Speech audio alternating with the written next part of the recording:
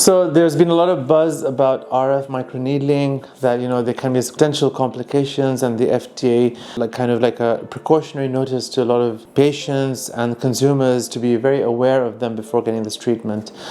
Let me tell you that this is still an FDA approved treatment, and the best results are generally, in my opinion, always obtained by people who've been doing this treatment on a daily basis for a long time, because they know exactly how to extract the best results from it and how not to cause complications. Now, what are the two complications we're scared of? One is if it's very highly powered, high energy, it can cause burns. Secondly, if it's too deep, it can cause fat loss. Now, being a plastic surgeon, I know the thickness of skin, so I always change. So if you go the way to the fat right here, it doesn't make any sense at all. And what a lot of companies did was that they promoted a device so heavily and marketed it that so many beauticians and non-medical people started really going deep and saying, oh, we're going to get the best result from needling, and actually that was the opposite.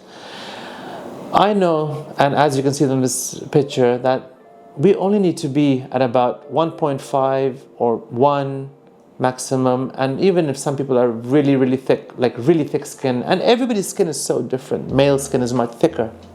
So the smart thing about this device is that it's AI powered, it has a good sensor technology. I can adjust the depth, so I can go everything down to 0.5 mm, I can go down to 1 mm. So for example, the skin of the face is a bit more thicker, of the cheeks, and the skin of the forehead is thinner. So if I'd go to the forehead, I'd probably just go down to 0.5 mm. So that's really tiny. And if you want to look at that, this is the kind of effect you can see. This 0.5, that's like baby-like needles. And if I go to 1 mm, this is the depth. Now this depth cannot cause any injury. It can only cause stimulation at the dermal level.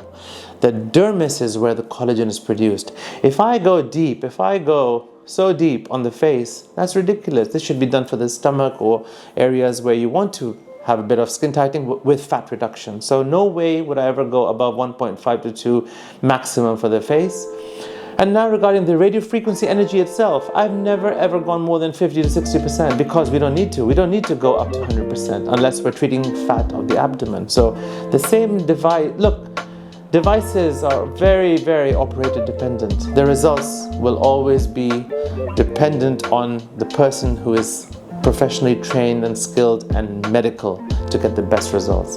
And in my opinion, using the power of radio frequency and microneedling, I've had great results in pores, textures, fine wrinkles, even skin tightening.